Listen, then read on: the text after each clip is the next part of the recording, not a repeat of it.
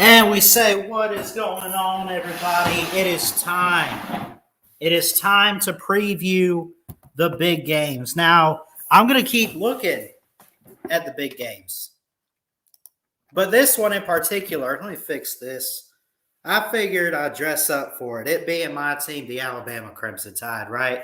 What's going on, everybody? Chris Ballard here, Ballard Sports Media. Do me a favor, hit that like, hit that subscribe button if you're new to the channel. If you enjoy the content, share it out. I'm sure a lot of other people might enjoy it, as well. I know Mark Rogers kind of says that, but, screw it. If you share this out, right, all kinds of college football fans can find it, right? Let's keep growing this community. Keep growing this channel. Shout out to everybody out there. Trenches, Chess, Big Dog Brett, Crimson Brave, Neo. You know who you are. I love each and every one of you. We recently celebrated 2 years on here, and it went pretty well. I'm getting a little sidetracked. I'm excited, honestly. This is a good day. It's Christmas week. Christmas Eve is 3 days away. Christmas Day is 4 days away, of course. It's just a good week. But I want to go ahead and get these out for you guys because I want to take a few days off this week, not really working on videos, and spend some time with family with the holidays. So, it is here. Alabama and Cincinnati for the Goodyear Cotton Bowl. Now, how do I feel about this game ultimately? First off, you guys know I'm an Alabama fan, right? So, I know who I want to win this game. Number 1, Alabama. Number 4, Cincinnati. Okay. That's it. Look, I know I have said some things. I know I have. But I'd be stupid to not pick Alabama in this game. We'll get to that later on, right? How did they get here? Alabama's 12-1. They beat Georgia. They were the best team. Undefeated, not necessarily unbeatable, but it seemed like it was undisputed. Georgia was the best team, right? They go and they beat the Dogs 41-24 in the SEC title game. Their only loss was to an unranked Texas A&M, 41-38 by Seth Small hitting that 30-something yard field goal for A&M to win it. They won out. They won the rest of their games. They looked amazing. Bryce Young won the Heisman, right? Again, I'm sorry for all the criticism about Bryce. I know he's an amazing quarterback. He's been an amazing quarterback, but his receivers got to step up. The O-line has struggled at times. So, he hasn't really looked all that good. He has, but he hasn't looked like what he did against Georgia. I don't know where that offensive line or those receivers that were on the field against Georgia, I don't know where they were the rest of the year. My mind is blown. It's crazy. I'll say this, right? Bryce Young's amazing. Alabama's amazing. Cincinnati's amazing too. Won the ACC over a one-loss Houston team. They were undefeated. And, look, I think that, and this is my opinion, I don't know why, but I have a feeling based on record and schedule, I don't think it would have been clear-cut for Cincinnati to get the 4th spot if Oklahoma State had beat Baylor. But that's my opinion. Because you would have had a one-loss Big 12 champion. And then you have an undefeated Cincinnati. Oh, well, Cincinnati didn't lose a game. So UCF didn't lose a game in 2017. They didn't get in. They literally were the only undefeated team in 2017 was UCF. They're in the same conference as Cincinnati. You mean to tell me that Cincinnati's record and schedule strength is a lot better than what UCF had in 2017? I don't think so. But I will say that it definitely secured a spot for Cincinnati for Oklahoma State not to win the Big 12 title. That's fair. Alabama's looked great since that loss. I will say Luke Fickell does have a great team overall. when you look at this, too, by the way, they have met before. The last time these teams met was in 1990, and Alabama won 45-7. I don't know if that was a bowl game. I must have missed that part. Maybe it was regular season, but they met then. Cincinnati was not that good. Alabama was pretty dominant in the 90s, early 90s, and in that year. They shut them out 45-0. I think it's going to be a little different than that, although anything can happen in the playoffs, as we know. Any given Saturday, Sunday, whatever. In this case, a Friday on December 31st, 2021, ringing in the new year, right? So when you look at this, Alabama is a historic program. Cincinnati's pretty historic too, believe it or not. But, you know, forget history. Let's focus on this year. The spread is Alabama by 13.5. That's actually probably the greatest spread I've seen all season long. That's not even 2 full touchdowns right there. So Cincinnati, I think, needs to be grateful that they're giving them some credit. 13.5. The over-under is 58. When you look at these teams and how they're scoring, Cincinnati with the better defense, Alabama obviously with the better offense. 39 points a game for Cincinnati, 42 for Alabama. Points given up, about 16 points on average per game for Cincinnati compared to 20 points a game for Alabama, right? Cincinnati most likely is going to lose this game. I'm not saying that because it's Alabama. It's just, I don't, to be fair, Cincinnati has not faced this type of level of talent yet. Then again, quite a few other teams haven't either. Cincinnati is on a 13-game winning streak. They haven't lost since January 1st of this year. I almost wanted to say last year. Last season, they lost. Go back to the Peach Bowl with Georgia, right? Late field goal by UGA. They won the game. Alabama hasn't lost since week 6 when Seth Small hit that field goal with A&M. Jimbo did what he said he was going to do. He said, we're going to beat Saban when we see him. He did that. Credit him. Right? I mentioned that they last met in 1990 and Alabama won 45-0. So Alabama is 5-0 all time against Cincinnati. Never lost to Cincinnati. Cannot relate. Cincinnati's a great team. This isn't like what Alabama's faced in Cincinnati in years past.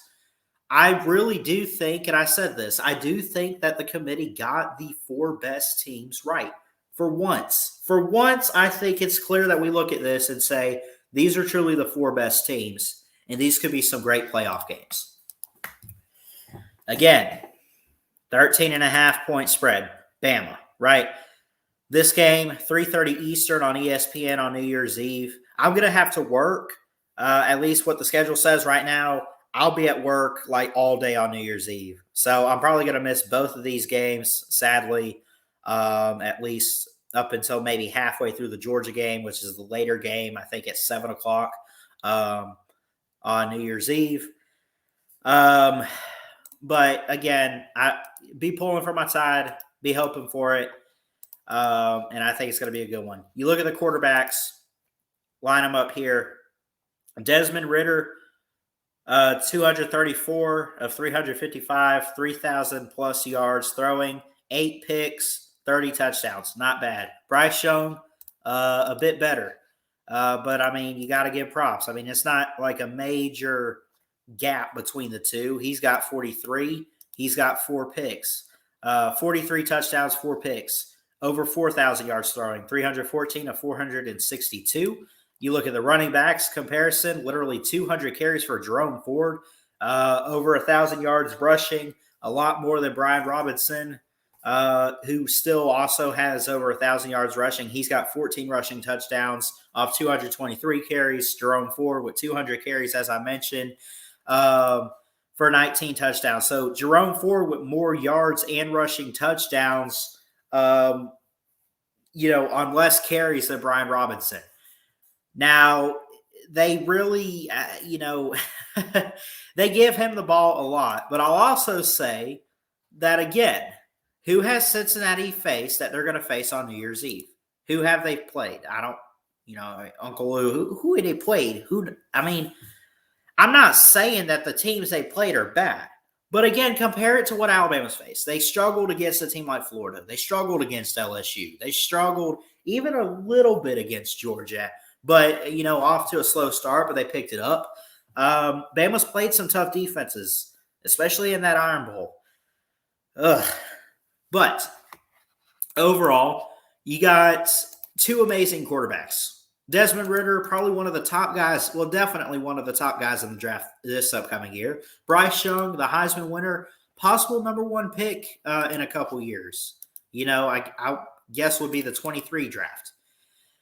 So, but it's more than just that. Who are some of the key players for these teams?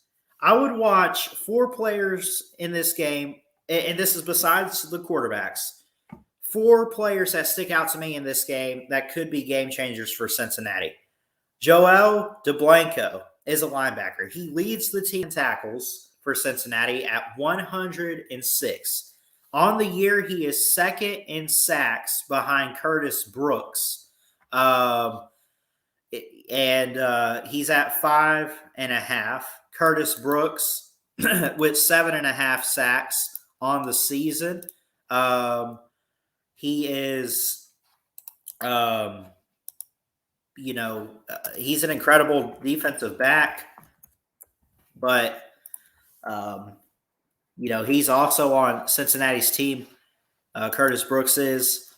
Jerome Ford, not Forward. I mentioned him. He's got 200 carries exactly. He's very fast and loose with the football.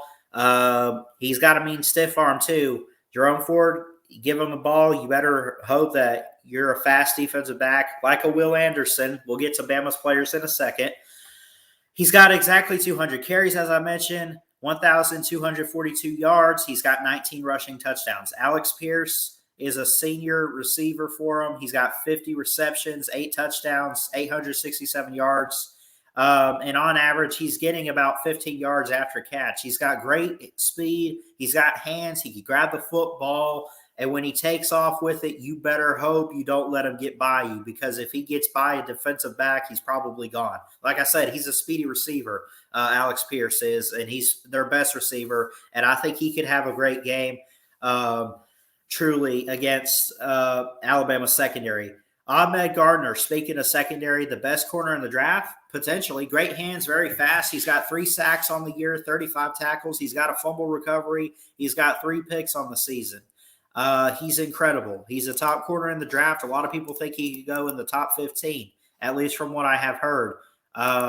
And, he's got a lot of potential. There's a lot of players. I mean, this is not a Cincinnati team that you look at and say, oh, well, they didn't play good enough competition and they're only here because – but no, this is Luke Fickell. He's an amazing offensive guru. He's good on defense too. He's just incredible. Luke Fickell's got an amazing mindset. I like what he's done with Cincinnati this year. I like what he's done with the program the past couple years. And I really do think that there's quite a few prospects in this Cincinnati Bearcats team this year that could go far in the draft, that could have NFL careers. They're no scrub. They're not bad. And I don't think that Peach Bowl last year was necessarily a fluke. Oh, Georgia just had a bad game and they wanted to be in the playoffs and they didn't make. No, I really think that was a building block for this type of Cincinnati team this year. I really do. I think that propelled them forward to go into this season because they brought a lot back. They didn't really lose much. They bring all those guys back. And if they had the offseason that they had and everything like that, and I mean, the fact that they've been top 4, top 5 all year long, they're a great team. And if they're truly better, they might give Alabama a challenge, right? Overall, key players for Alabama. Let's go on with that. I know I'm babbling on a bit. I could have been a little better prepared, but bear with me. Outside of Bryce Young, I got 3 guys. I had 4 for Cincinnati to watch, but I got 3 guys for Alabama. Jamison Williams. Do I need to go on? I mean, he's got great speed. He's got hands. 68 receptions, 1,445 yards, and 15 touchdowns on the year. Great on special teams. Very, very fast. I mean, he's almost like a Jalen Waddle. I mean, he really is. He's he's like Devontae Smith's size, because, I mean, I know we call Devontae Smith the Slim Reaper because he doesn't have a lot of meat on him. He's kind of skinny. You know, that's Jamison Williams, but he's got the speed of Jalen Waddle. He will put the Jets on and take off down the sideline if you're not careful. Do not let that man get behind you. Will Anderson. Why was he not in New York for the Heisman? Argue it another day. He should have been a Heisman finalist in New York, in my opinion.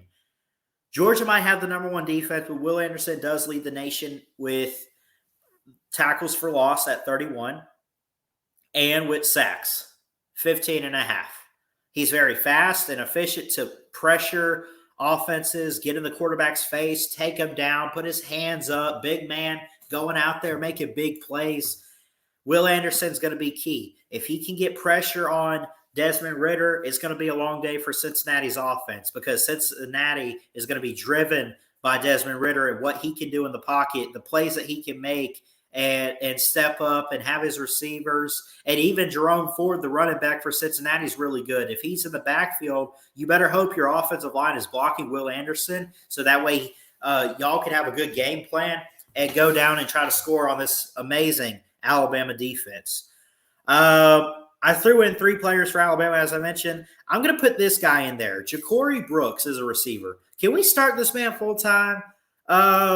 You know, look, he doesn't have a whole lot on the season, but he did have some key moments and some good catches and a touchdown against Auburn in the Iron Bowl.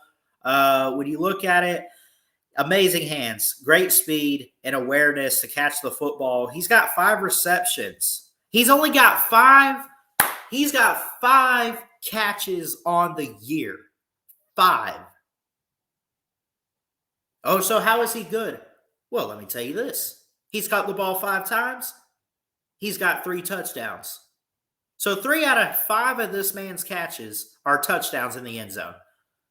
All for 97 yards, just shy of 100. I bet you if he was a full-time receiver and he's getting the ball, maybe this is a guy we're talking about competing for the best receiver on the team with Jamison Williams, in my opinion. I think Jacory Brooks has a bright future.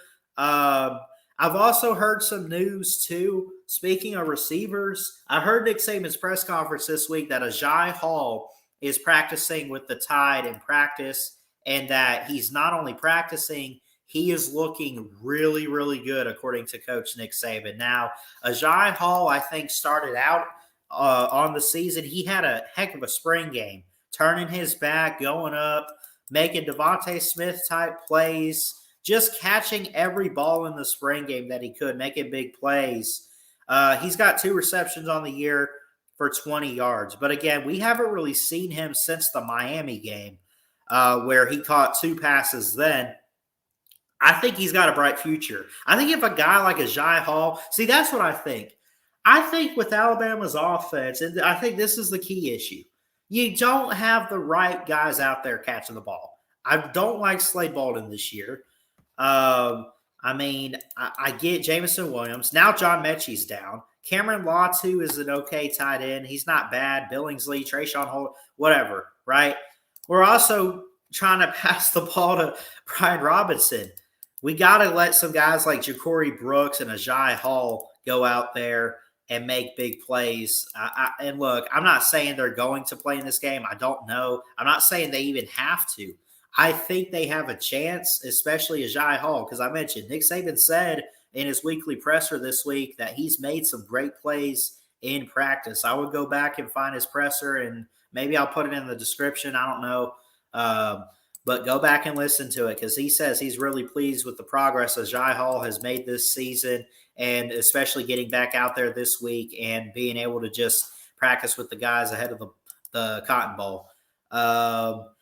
So, again, 3 players I listed, and, Bama fans out there, let me know who I'm forgetting, because, I've kind of gone on, too. I do think we need a good run game with Brian Robinson, but, um, is he really a guy we want to watch in this game? Because I really think that with the secondary of Cincinnati, I think we'll take advantage and just air the ball out as much as possible, in my opinion. And, look, it's possible. Maybe I should have put Brian Robinson. Maybe we do run the ball quite a bit, especially maybe towards the end of the game. But again, moving on. How do these teams win? I think if you're Alabama, if you have a great defensive game, don't underestimate Cincinnati. I'm not sleeping on them. I'm not going to underestimate a great quarterback that a lot of people think could be top 10, top 15 in the draft. Maybe even late first round. Maybe he's a little lower, but he's still ranked pretty high. Don't underestimate what Desmond Ridder, Jerome Ford, Alex Pierce, and all those guys on offense can do this year. They've done great. Again, like I said, maybe the competition isn't what they're going to face in 10 days as I'm recording this on the 21st, but it's still pretty incredible. If the defense can have a game plan, the secondary better step up too. You got to have that. Stop the run game of Jerome Ford. He's very fast and elusive with the football. Guys like Phil Mathis, Will Anderson, you know who you are. Roll call real quick. Y'all got to get out there, get after it, and stop that run game. Henry To'oTo'o, Jordan Battle, guys like that stepping up. Jordan Battle in the secondary, Christian Harris, a linebacker, which, if I'm not mistaken, I think he's still out. Or maybe I'm thinking of someone else. I apologize, but defense has to have a good game, no matter who's out there. They got to get it together. Pete Golding has to have a good game plan and call the right plays. Stop the run game of Jerome Ford. If you're running the ball with Brian Robinson, that O-line better show up, and Robinson has got to be fast with it. He has to, or whoever gets the ball. And again, but look, we got to have a good run game. I'm just going to stop mentioning players because I'm going to be honest. It's been a long week for me already and a long day, and I'm kind of all over the place, and I apologize. Maybe I've mentioned some guys that are out, and if so, correct me on it. I apologize. Because last I checked, too, Brian Robinson has had injury issues. But, still, I saw something the other day that he said he, feels a lot better physically. He did return for the SEC title, but, again, is it, could something come up between now and then? Anybody could get hurt at any moment in time, even in practices. So we got to be careful. But Brian Robinson is the key back, at least for right now, what I'm hearing. The run game's got to be on point. They got to run the football. And in order to run the ball, that O-line has got to step up. Whatever you had against Georgia, put it on the field against Cincinnati. That's it. That's it for Bama. Cincinnati, watch out for the pass rush, especially lead guy Joel DeBlanco. Can they expose the Alabama offensive line weakness? I mentioned the line's got to step up. You got to hope that maybe you can get it to be that weak offensive line that it was against. I think one of its worst games this year was that Florida game. We only scored 31, and Florida does not have that good of a defense. We were not able to score. We just kind of let them through. We can't have that. But if it does happen, Cincinnati needs to use it to their advantage and use the pass rush to sack Bryce Young, can do, and pressure him. Can Desmond Ridder, as good of a quarterback as he is, you got Jerome Ford out there. You have all these players, Alex Pierce and everybody on the offense. Can they have a good enough game plan that they can go out and stop the tide? Can they put the defense to sleep like A&M did? Can they do that? It's possible.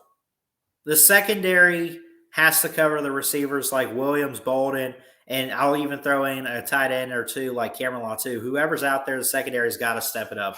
Ahmed Gardner is a key corner, top corner in the draft for Cincinnati, and probably the top corner overall outside of maybe what I'm hearing about Derek Stingley. But, still, Cincinnati's no joke, man. I'm not sleeping on them. I know a lot of people might want to sit there and say, dude, we've seen this before, and y'all said that about a Notre Dame or whoever. Maybe a 13.5-point spread. It's going to be interesting to see what they can do. I've talked enough, and maybe I've gotten a little sidetracked. I'm not even going to try to smash talk or whatever, Cincinnati as a fan. I'm not. I'm excited for this game. I wish both teams best of luck.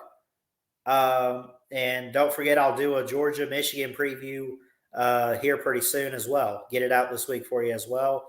And take a few days off for Christmas. Can Cincinnati score? Yes, and they're going to. But here's what it comes down to.